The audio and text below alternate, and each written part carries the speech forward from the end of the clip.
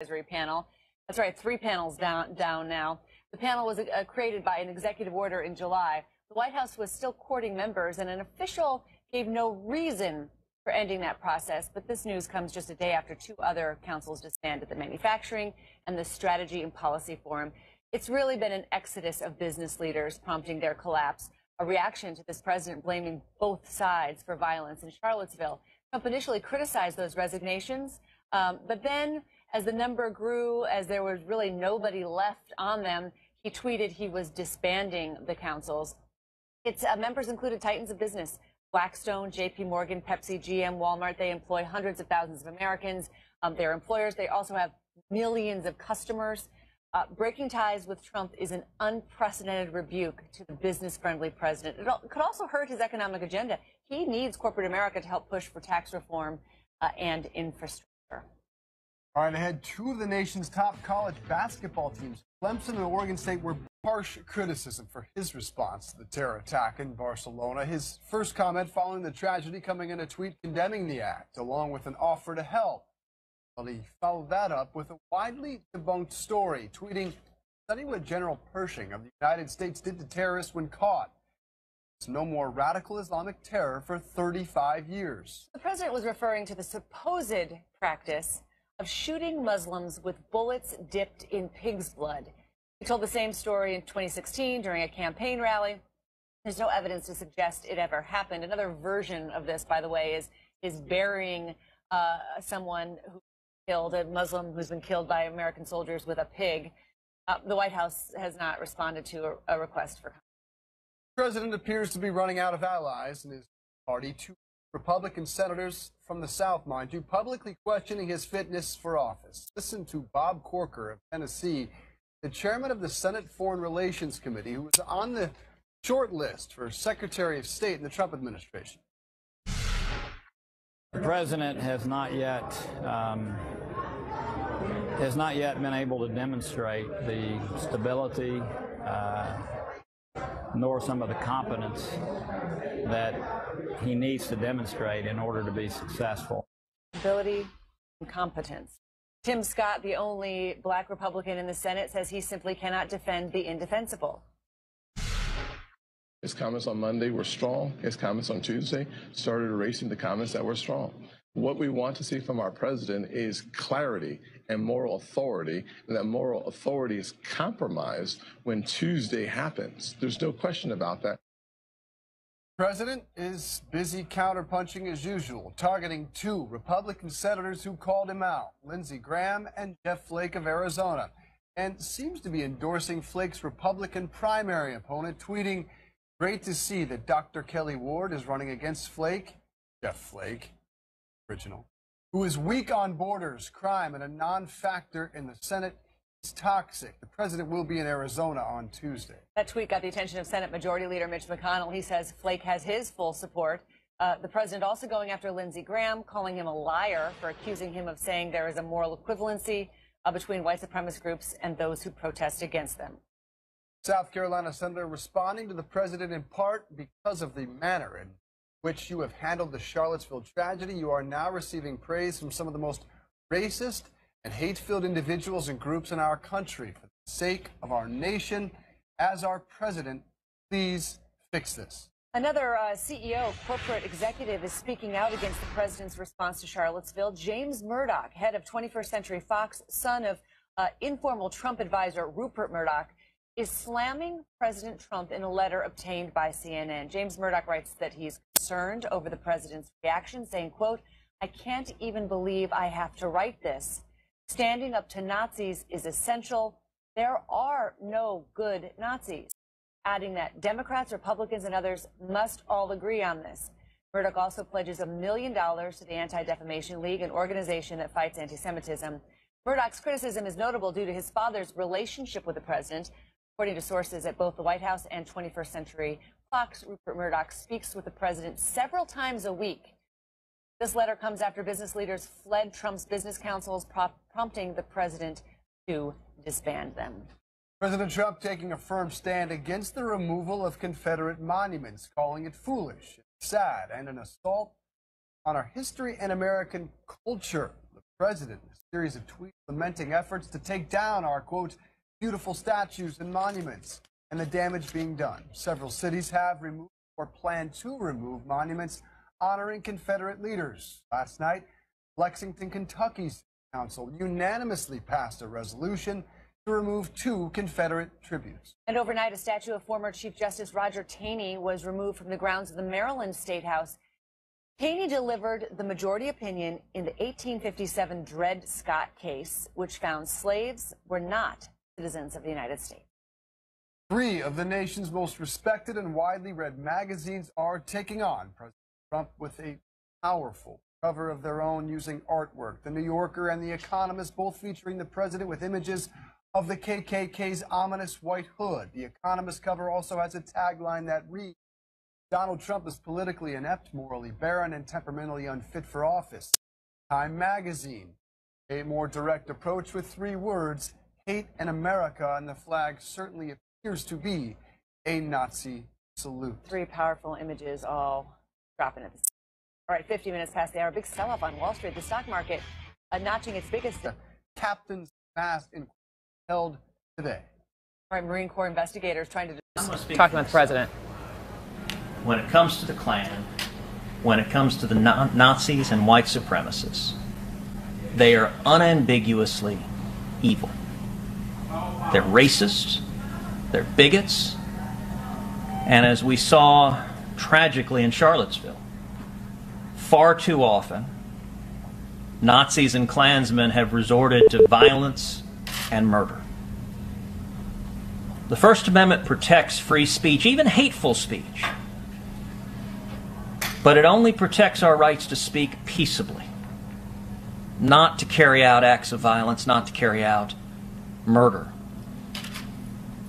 And when you do see hateful, racist, bigoted speech personified by Nazis and Klansmen, I believe all of us have a moral obligation to call it out unequivocally. Senator Cruz, what was your reaction when you heard what the president said? You know, there are plenty of folks providing day-to-day running commentary on the president's various comments, on the president's various tweets.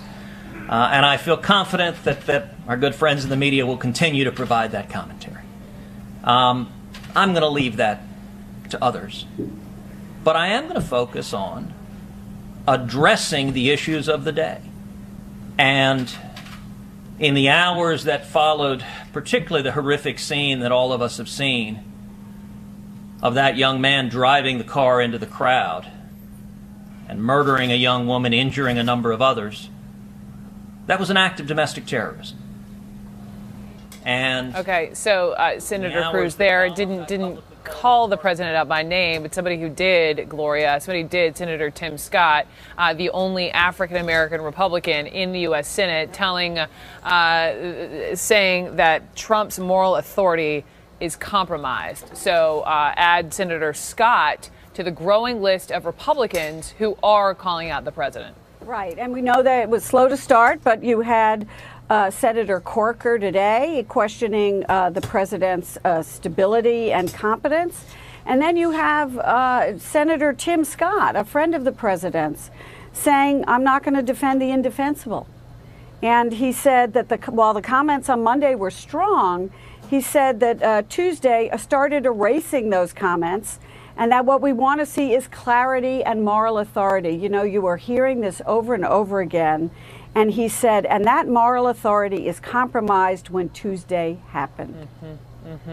Gloria, thank you so much. Sure. There has been so much just today alone in some of these Republicans calling out the president's tweet that has been debunked on General Pershing, and also this terror attack in Barcelona, latest on that, 12 dead, more than 80 hurt. I'm going to hand it over to my colleague Jake Tapper in Washington. I'm Brooke Baldwin. Thank you so much for being with me for the last 2 hours. Special coverage continues with Jake right now. We'll do whatever we can to help you. And then this. Study what General Pershing of the United States did to terrorists when caught. There was no more radical Islamic terror for 35 years. So now you have the commander-in-chief telling people to study a military incident that historians have debunked as a myth. A myth. Tim Naftali, presidential historian. What was he thinking with this tweet? Oh, I don't. Believe me, Brooke, don't ask me what the president's thinking when he's tweeting, except it's clear that at times he tweets out of anger.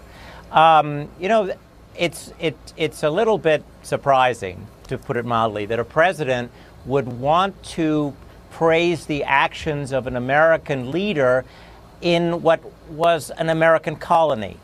America had this moment of imperialism, which then America turned its back on, most famously by Franklin Roosevelt, who, with a reluctant Winston Churchill, pushed for something called the Atlantic Charter that put the United States on the side of anti-imperialism. Why President Trump would want to associate with anything done by the United States in its colony is surprising, except that President Trump doesn't know a lot about history. We saw this with the Confederate statues. This is a moment for empathy. I'm not asking people to go, I'm a historian, so of course I want people to read history, but this is a moment of empathy. In Barcelona, we saw one manifestation of hate. In Charlottesville, we saw another manifestation of hate. Whatever the ideology or motivation behind it, hate is hate. And this is a time for a president, rather than stoking the fires of hate, should be thoughtful about how you knit people together. This tweet about Pershing will be debunked. But what makes it important has been debunked is that it says the president is provoking people rather than saying to Americans, we must fight hate in all of its manifestations. Which has been the theme, provoking, whether it was from Trump Tower, I hear you, or this tweet. Not to mention, you study the history, but even present time, ISIS infiltrating the Philippines currently. So there's that. Oh. Crystal, go ahead, quickly, Tim, go ahead. I was just going to say that Islamicist or neo-Nazi hate, it doesn't matter how you describe it. It's hate. Hate is and hate. It's something that as human beings we must unite against. And the president's tweet, his tweet regarding Barcelona was helpful, but his tweet regarding Pershing wasn't at all. Tim, thank you. Tim Naftali. Thanks. Crystal Liza, you're next on this. What, looking at your face, reacting to, I know, this tweet. What did you think at first? Well, Tim Naftali's got the history piece of it obviously nailed down. I mean, this is something that Trump has said before, has been debunked before by historians, by people in the moment when he said it before. But it's something he likes because he likes this idea of past administrations have been too politically correct to be tough enough. Remember, Brooke, this is a president who, as a candidate, said waterboarding will be the least of what I'll do as it relates to torture of people captured. So, I mean, this is part of the tough guy image that he likes to promote. It's also, I heard you guys use the word... But hang on, tough guy, according to the myth, I mean, basically he's endorsing mass murder. Yeah, but he's saying, I mean, I'm not disagreeing with you. I'm just saying that Donald Trump's belief is that these people deserve more and worse than they are getting when he speaks of ISIS, and that the reason that they continue to exist is because of not rough enough treatment. Any number of times in the campaign trail, he talked about keeping people in cages and beheading people and their tactics. Now, what people will tell you, what people like John McCain, who actually have been tortured and in a prison camp, will tell you is, and I heard Tim saying this, you know, torture, hate does not beget love. Torture does not beget, anything other than more negativity. That is what people far smarter and more experienced than me will tell you when you talk about an eye for an eye in that regard. But that is his belief. That is something he has said time and time again. And one other thing, sorry, Brooke, you guys were talking about provocation and to provoke. Time and again, I think I come back to this. Donald Trump, if there is a through line through his life, a lot of people say, oh, he's a salesman, he's a marketer. Those things are true, but he's also a provocateur. That's someone he's been his whole life, someone willing to sort of say and do things that are either not true or of questionable truth, or he doesn't know if they're true or not, to provoke reaction. the idea that he would change as president, I think, was always a little bit of a fantasy that people had hoped, but has been proven out, whether it's Charlottesville, whether it's this Pershing tweet, whether it's 90 other things I could point to in the last 2 months, that he, at his root, he is a provocateur. That's what he does. Now, a provocateur so you're saying acting is a presidential, dangerous thing. Acting presidential, too high of a bar? Well, remember, this is the president who said he's, quote, modern day presidential. Now, he never defined that.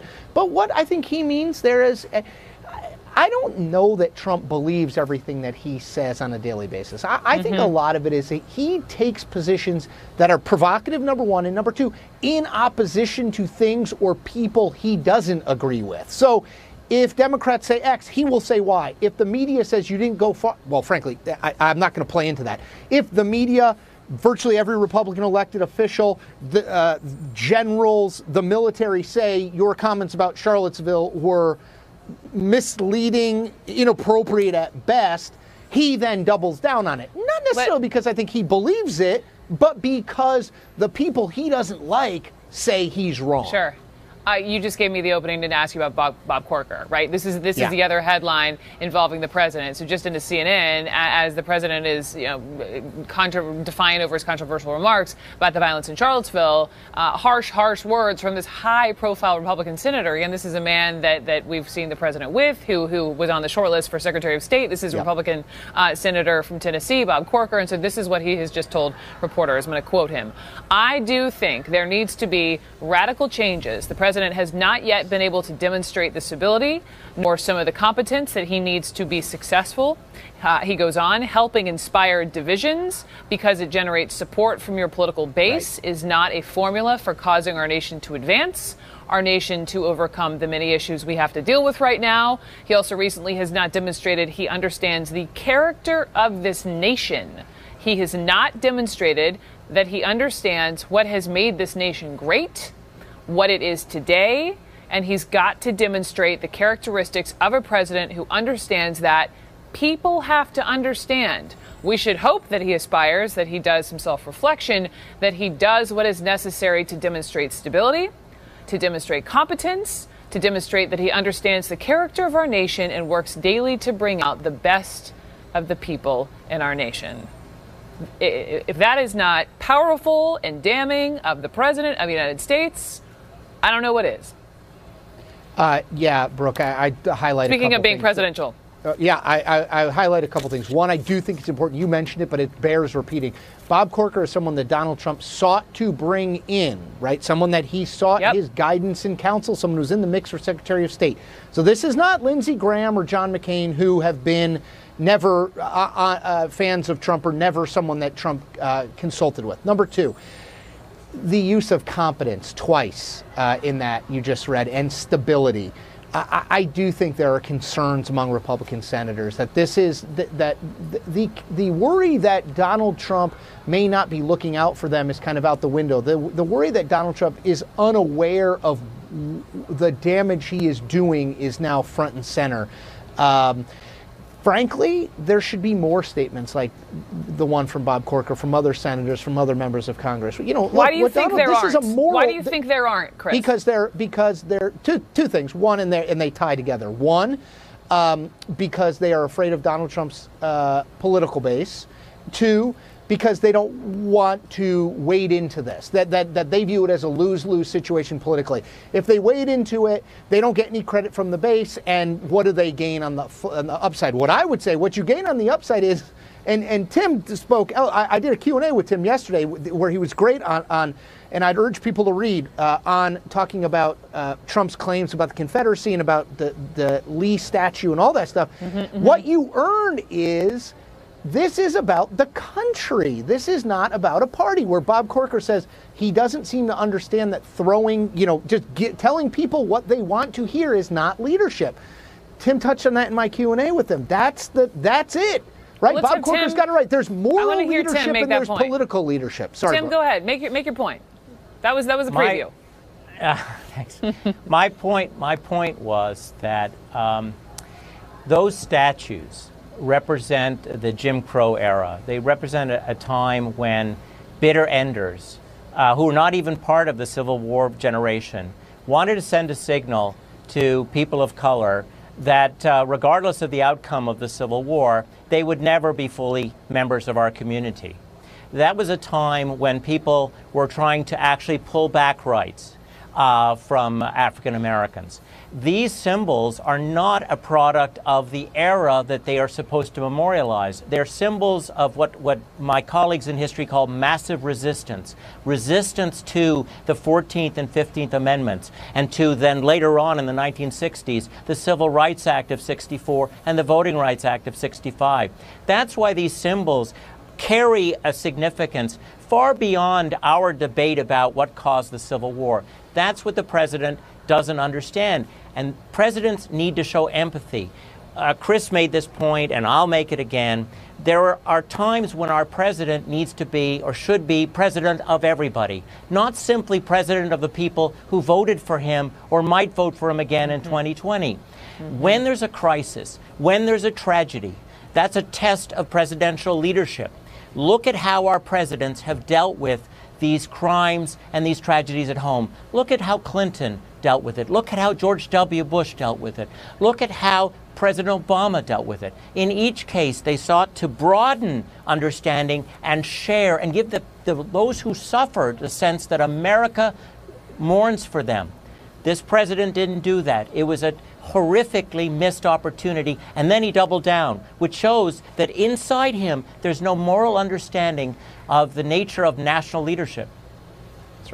What a week this has been. I wish I could continue it. We'll read your piece. Chris Cillizza, Tim Naftali, is always a pleasure from both of you. Thank you. But I do want to get everyone back now to the breaking news in Barcelona. This is CNN Breaking News. Reports that White House Chief of Staff General John Kelly is dismayed, frustrated, and shocked by the president's lack of control. General Kelly went into the job with the goal of implementing discipline, but he seems to be learning the limits of that inside this White House, despite his attempts to bring order to the West Wing. Joining me now, CNN military analyst, Lieutenant General Mark Hertling. General, you know General Kelly, obviously, personally. Based on your knowledge of how this man operates, how do you think he assesses his first 2.5 weeks, his attempt at implementing order inside the White House?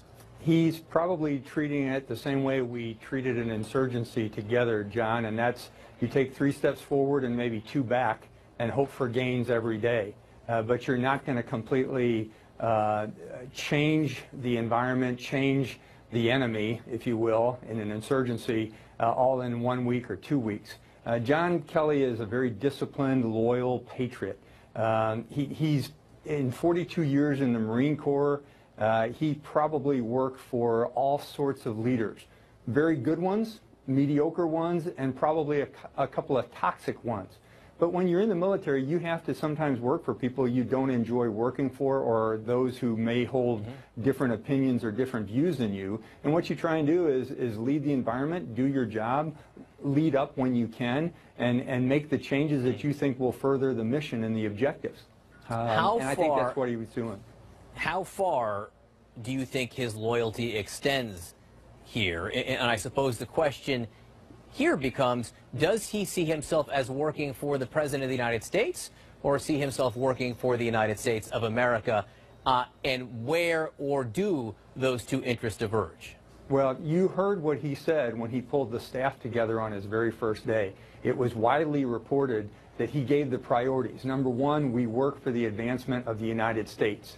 We do the things for our country, then we work for our president. I mean, he said that outwardly, and I would expect him to say anything less. So or not to say anything less, but his loyalty is to the country. That's part of what John is all about. Now, the other thing I'd just kind of throw out there, you know, every one of the services have their own values that we proclaim. The Marines have 3 values. They are honor, courage, and commitment.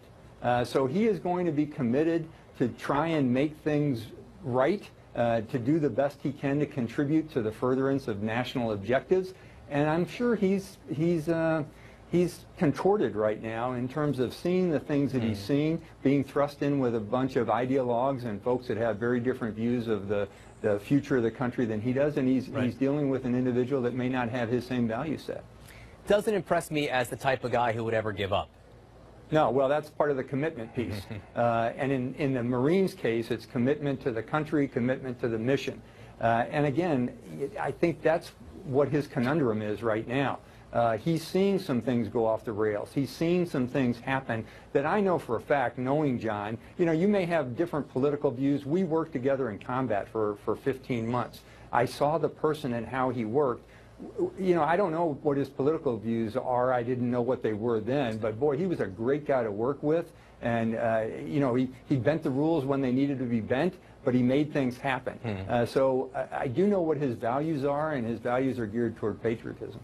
You know what I love? I love a retired lieutenant general talking about the benefits of bending the rules. I hope my kids are not listening to that. Lieutenant General Mark We Hurtley. do that more than you would think, John. Oh, I know. I've seen it. Thanks, General. I appreciate your time. I do appreciate it. All right, just in to CNN, we are hearing from the White House right now that they are working on getting the president together with the family of Heather Heyer. Heather Heyer, of course, was the 32-year-old woman who was killed protesting the hate, the neo-Nazi groups and the white supremacists in Charlottesville. Let me read you the statement from White House spokesperson Lindsay Walters. We appreciate the unifying words that Heather's mother spoke yesterday. We are working on identifying a time that is convenient for the family to speak with the president. Our thoughts and prayers are with the family. All right, inside white supremacy in America, passed down by generations. What are all these different topped and loaded meals? News this morning, moments ago, the president went even further than he did in his very controversial statement on Tuesday. Now he came out strongly against the removal of Confederate statues in the United States. Among other things, he says the beauty that is being taken out of our cities, towns, and parks will be greatly missed and never able to be comparably replaced.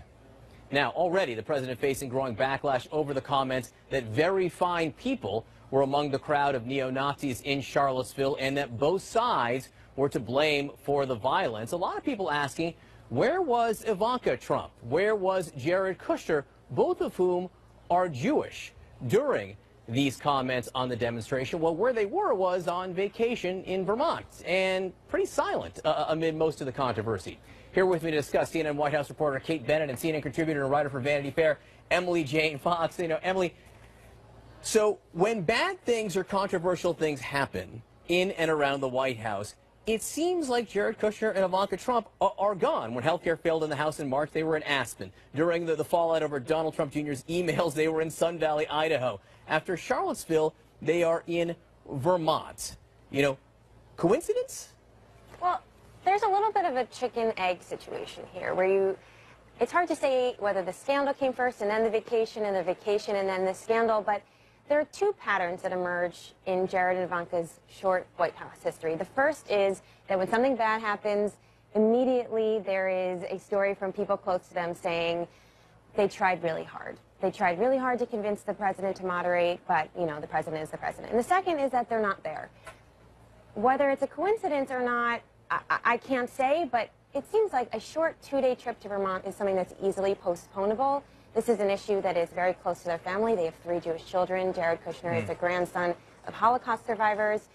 This trip probably could have waited. This is a very low moment in the president's short time in office, and it feels like an odd time for his 2 senior advisors to be taking a trip to Vermont. As you note, there were $740 million. They probably could have afforded even a full fare ticket back. I think so, from especially, Vermont. you know, they drove on, they flew on a Trump helicopter there, so they wouldn't even had to have paid full fare. So, Kate Bennett, you know, as Emily notes, you know, they seem awfully anxious to get the notion that they're not around when these controversial things happen out there. But it does beg the question, even if they are there, you know, is the scope and breadth of their influence, has it been overestimated all along?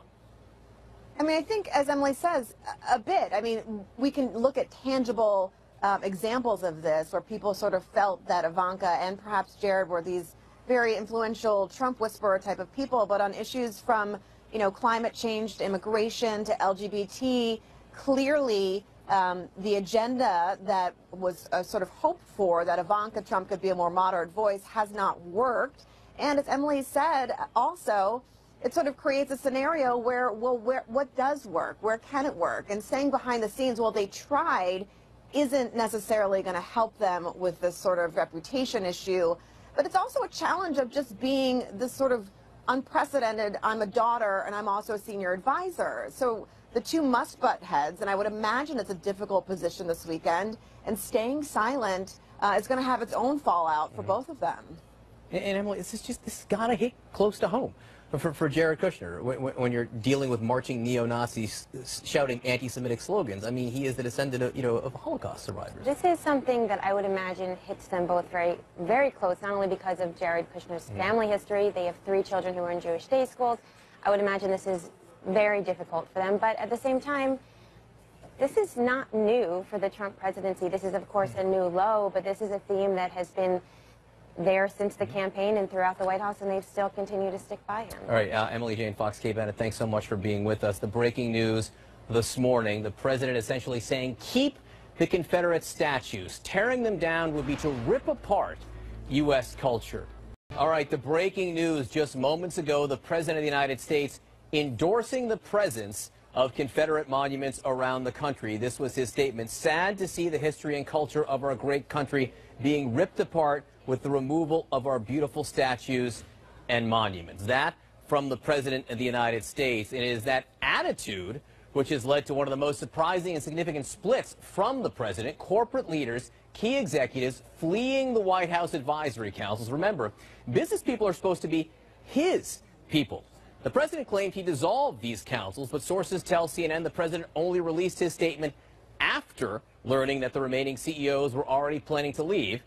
Joining me now, Chief Business Correspondent, star of Early Start, Christine Romans, and Stephen Moore, CNN Senior Economic Analyst and former Trump campaign advisor. Romans, first to you. Let's just, who dumped whom here, and why did the executives feel like they had enough? He dissolved 2 boards that didn't have anybody on them anymore, basically. That's how this goes here. The backstory is fascinating. Like yesterday, there were these big meetings, conference calls with all of these titans of industry who together decided that this was a risk to their brand.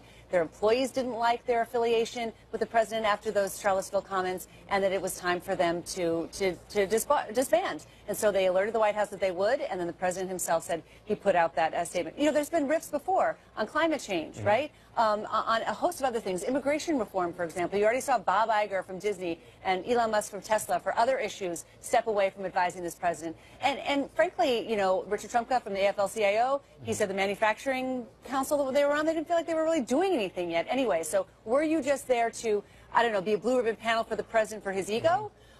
Or were you really trying to do something, and so they decided to get out? Stephen Moore, you feared this would happen. You predicted this would happen, when these councils were formed. My question to you is, who do you think is to blame here? Well, before I answer that, John, I just have to address something in your previous segment because I feel so strongly about it. I heard this Washington Post reporter refer to Robert E. Lee as a terrorist. And I think that is so offensive. I've lived in Virginia for 30 years, so I'm from Chicago, but I kind of consider myself a Southerner now. And it's to basically say that half the country which fought for the a Southerner now, and it's to basically say that half the country which fought for the South in the Civil War was a gang of terrorists, I think is really truly rewriting history, and it's not salvaging the wound. It's making these things, I think, worse. I mean, Robert E. Lee hated slavery. He abhorred slavery, Stephen, but he fought for his section of the country. Now, that's a totally different subject. But let me say something. But I can't let it slide. I can't let it slide. Robert E. Lee held slaves. He ordered the beating of slaves. He ordered the return of fugitive slaves, and he fought for the dissolution of the Union to maintain slavery. So his personal attitude towards slavery aside. It wasn't. The Civil War was about the South having its own rights. I mean, look, slavery was part of the Civil War, but it wasn't central to the Civil War. It was the South feeling like it was overwhelmed. By the way, it was the same way. I know, Stephen. But again, the Civil War had the South won. The history is important here. I agree. Is important here. I mean, this country was split apart, and it was a big part of it, but it wasn't only that. It was, as Christine knows, it was a lot about economics, about tariffs and things like that. The South felt that it was being overwhelmed by the North in Congress, and it couldn't get its economic positions represented there. The fact now, though, is okay. But to marry this to the economic discussion. if you Sure, will, no, right I'm now. just- And I just want to say I fundamentally disagree with the historical point here, and but to marry this to what's going on right now. So, John, these CEOs, are you saying that everyone who fought for the Confederacy was I didn't say terrorist. I did not use the word terrorist there. You took issue with the last segment. But that's what the Washington Post. And I'm not arguing. Post report said. He said they were terrorists. Look, all I'm saying. I think that's. Yeah. All I'm saying, though, is that slavery played into this right now. You said that Robert E. Lee abhorred slavery, and I think there's more context that's necessary there. And I think corporate CEOs now, when the president is becoming part of this discussion, they are so clearly uncomfortable with this, Stephen. This is a problem. This is a problem for them, and they feel like they can't work with him on other fronts, correct? So, look, that's true, and I think that the problem for Donald Trump, and I did warn against some of these business councils, because a lot of these people who were put on these business councils were people who were not for Donald Trump in the first place. And I warned that as soon as there was any controversy, that a lot of these CEOs would run for the high grass, as they have done. I mean, look, CEOs don't have a lot of they don't have spines of steel. They have to worry about their customers. They have to worry about their employees and so on. But the point I would make, and that I made in my piece about this, John, is we've got a booming economy, a booming stock market. These company CEOs, they've really benefited from Donald Trump's agenda of deregulation, as Christina and I talk a lot about. Yes. Hopefully there's a tax cut coming later this year. So in terms of how Trump is dealing with their companies, they got to be mighty happy with the condition of the American economy and the stock market today. And it may make it more glaring the fact that they chose to split from the president, given the fact that a lot of them have done, quite well under these circumstances. Christine Romans, you want to jump in here and talk about the pressure? I wonder what it means now for the president's agenda, where he was going to use the business people, as a prop or a backdrop for helping get tax reform. There's a real fear that tax reform is dead. Will there be tax cuts? And if the companies really were trying to advocate for tax cuts, wouldn't it have been better to stay at the president's side? Maybe that's a sign, Stephen Moore, that tax cuts might not happen too. Well, I hope not, Christine. I mean, look, I think this is a vital thing for President Trump to get done this fall. They struck out on Obamacare. I always said, they've got to either get Obamacare repealed or get this tax cut delivered, because, John, if they don't deliver this tax cut in the fall, Trump will essentially have had no major legislative victories in his first year in office. So it is critical. I think you're right, Christine. He would need a lot of these CEOs to be on his side. A lot of these CEOs, by the way, as you know, Christine, these companies would greatly benefit from a business tax cut.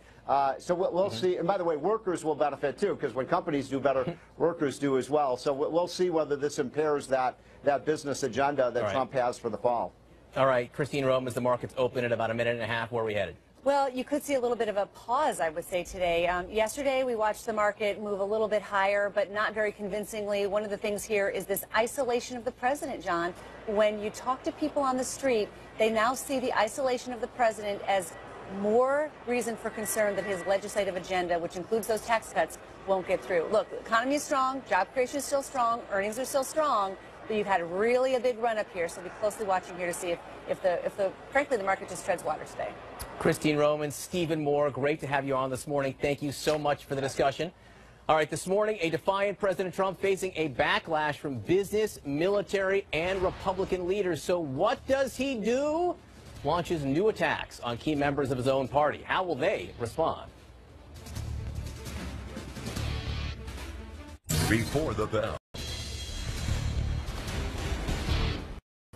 Good morning, everyone. John Berman here. This morning, the White House has become Trump Island, an island that is shrinking.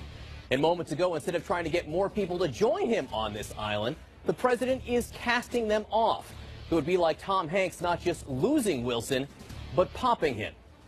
President Trump just attacked 2 Republican senators who've been critical of his response to the Charlottesville violence. He more or less endorsed the primary opponent of Senator Jeff Flake, which honestly almost never happens. And he went after South Carolina's Lindsey Graham as well. Publicity-seeking Lindsey Graham falsely stated that I said there is moral equivalency between the KKK, neo-Nazis, and white supremacists and people like Ms. Heyer. Such a disgusting lie. He just can't forget this election trouncing the people of South Carolina will remember. Well, what a lot of people remember, though, is what the president said out loud 2 days ago. I think there's blame on both sides, and I have no doubt about it. You had some very bad people in that group, but you also had people that were very fine people. All right, so since that moment, the president has suffered rebukes from his own party, serious distancing from his own generals, and anonymous anxiety from his own advisors, hence the island. So one person still precariously present on that island, his chief strategist, Steve Bannon, who once described his Breitbart website as a platform for the so-called alt-right. In a new bizarre twist, Bannon called a reporter overnight and lashed out at some of his fellow White House insiders. So how will this go over with the boss? More on that in just a moment. First, to CNN's Jeff Zeleny in Bridgewater, New Jersey, where the president has woken up with quite a bit to say. Jeff. Good morning, John. He has quite a bit to say after an unusual silence yesterday, of course, in the wake of that very loud press conference on Tuesday at Trump Tower. But the president is tweeting up a storm a few moments ago. Just as you were reading the introduction there, the president is tweeting again. He's talking about a meeting he's having later today with Linda McMahon, the head of the Small Business Association. He tweets, jobs numbers are looking great. A lot of Republicans, a lot of people in his administration, John, quite frankly, wish he would only talk about the economy, only talk about jobs. We've heard very little of that in recent days. But you talked about that island. That is something that is so different about this moment indeed. The president, the businessman president, isolated from business executives. He's the commander-in-chief now at odds with the commanders-in-chiefs of the 5 branches of the service. And the Republican, the leader of the Republican Party, at odds with his fellow Republicans. That is where this day begins of this working vacation as he nears the end of it here. The White House is trying to keep the president busy. They're trying to get back on track, back on the agenda. It's why they have added a meeting tomorrow in Camp David. The president going to fly to Camp David for the day to talk about his Afghanistan strategy, I'm told. He's also scheduling a campaign rally next week in Phoenix. Of course, Phoenix, Arizona, also very interesting because in one of those tweets, as you mentioned this morning, he endorsed essentially the Republican primary opponent of Senator Jeff Flake, one of those moderate Arizona Republicans who did vote for the health care bill, but has been pretty outright in his criticism of this president. So that's where things stand at this hour, John. But when you take stock of everything that has happened in the month of August, there's one place that his advisors